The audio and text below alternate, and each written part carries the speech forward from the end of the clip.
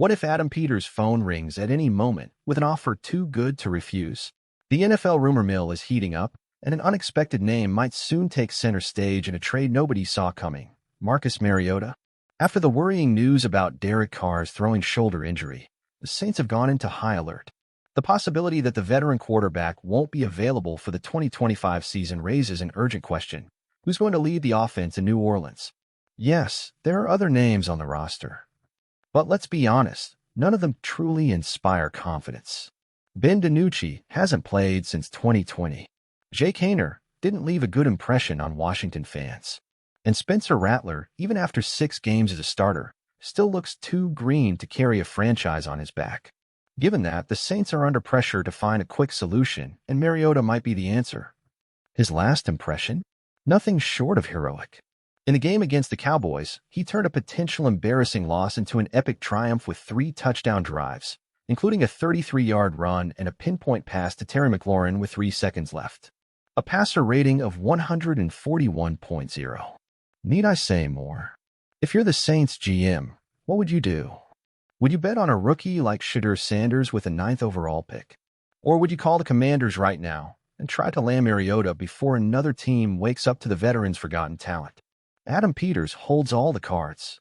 The question is, how much would the Saints be willing to offer? So, Commanders fan, would you trade Mariota now? Or keep his experience on a roster as insurance for Jaden Daniels? If you like this content and want to stay on top of everything happening with the Commanders, subscribe to the Commanders Fan News Today channel and hit the bell so you don't miss a single update. But while the Saints figure out their next steps, the situation in Washington also deserves reflection. Mariota isn't just any backup. He's a seasoned vet who showed at the end of last season that he still has fuel in the tank and ice in his veins for clutch moments. More than that, in a locker room led by a rookie like Jaden Daniels, having Mariota around is more than strategy. It's foresight. He's the kind of quarterback who understands his role, mentors without causing drama, and when called upon, delivers. So the question remains, should the Commanders give up that kind of security for a draft pick? What if the Saints offer a second-rounder? Or a more creative deal, involving the 40th overall pick and a move into the late first round? This potential trade has more layers than it seems. If Adam Peters agrees to a pick-swapping deal, the Commanders could secure an extra talent in the upcoming draft, maybe even a reliable WR3, a versatile offensive lineman, or a defensive addition tailored for Dan Quinn's system. And let's not ignore another possibility. What if the Saints are bluffing? What if Carr's injury isn't as serious as it looks? That's part of the NFL chess game. Front offices play with time, media pressure, and the need to show results to their fan base. Meanwhile, Mariota keeps training, watching, ready to play, whether in Washington or perhaps under the bright lights of New Orleans. The clock is ticking. The offseason is far from over. And if there's one thing Commanders fans know, it's that Adam Peters isn't afraid to make a deal, as long as it's a smart one. So what about you, fan? Do you think the Commanders should trade Mariota? Or keep the veteran as a key part of Jaden Daniels' development? Leave your comment below.